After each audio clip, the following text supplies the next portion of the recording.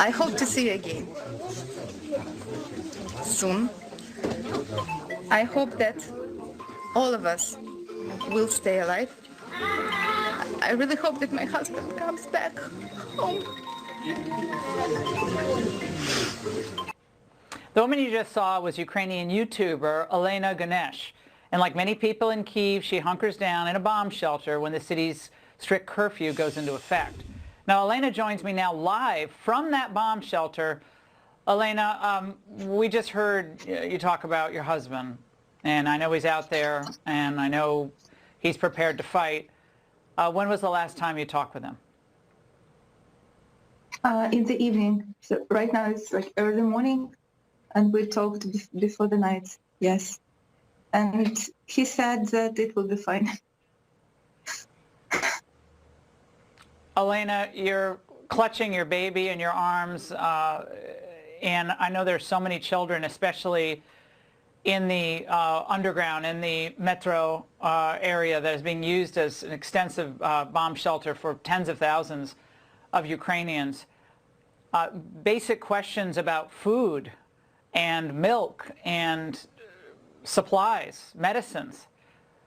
Do you have those basic necessities tonight, as you don't know how long this is going to go on? Well, you see, for today, for tomorrow, we have enough.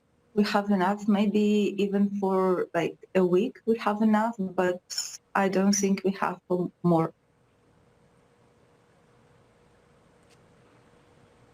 Those Ukrainians tonight, Elena, who have not had the chance to reach their loved ones, their brothers or their uncles, their husbands, that's unspeakably difficult, not knowing what happens next.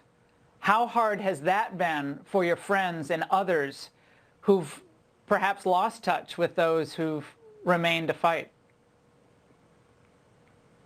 Guys, I think we know what's going to happen next. And somebody already told on TV right now to you, yes, that they are going to make a steel ring and just arrange a massacre here. So I think we know what's going to happen.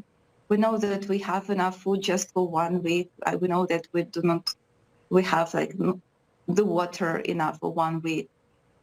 And that if that's going to happen, we know that Putin will not conquer Ukraine, but if he conquers Ukraine, he will not be able to hold it. And this is why he is going just to kill the most of the local population who is left, who didn't run away. And this is how he is going to hold Ukraine. So he is going to make here a genocide, a massacre. So we know what's going to happen. Elena, did you try to leave Ukraine, or did you make a decision that you were not going to? I had enough of fuel. We had a car with fuel and everything, but we decided to stay, because if we run away from our home, you will not come instead of us and protect our home, right? So it's first of all our responsibility to protect our home.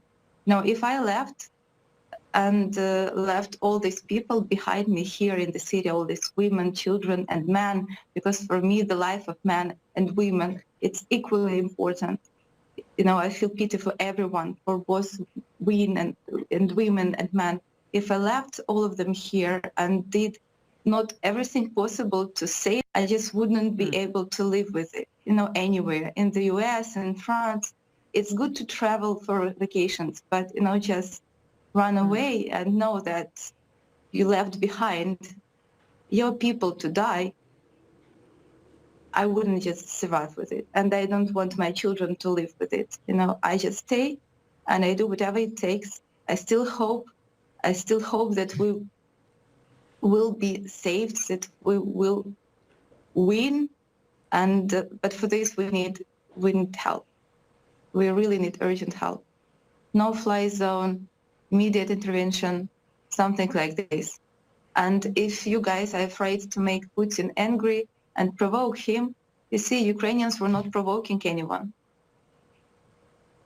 He just attacked. Do you think this, Elena, do you think this situation was needlessly provoked? That Putin was provoked by desire for NATO expansion or some type of failed leadership along the line? No, this is what I'm saying. We were not provoking Putin. It was not provoked. It was just, he just doesn't want Ukraine to be an independent country. He just doesn't believe Ukrainian nation exists. And he clearly said it. I mean, if we say, okay, we are not Ukrainians, we will be Russians, only in this case, he is not provoked. I mean, it's not in conversation. It's not a negotiation. It's just, I want you to obey. I want you to be under my control. And if you are not under my control, I will kill you. This is the conversation. Elena, so what should we do? Yeah.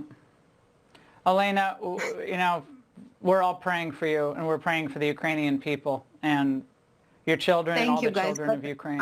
I'm afraid prayers are not enough, but thank you for it. No, well, you need supplies and you need ammunition. Elena, thank you. We're going to have more breaking news from the war in Ukraine. If I have ammunition, I take a gun instead of a baby and go and kill them, yes. But it would be great to have some no-fly zone too, not only gun in my hand, because I'm holding a baby right now. Thank you. Elena, thank you. Now, we're going to take a look now at what our own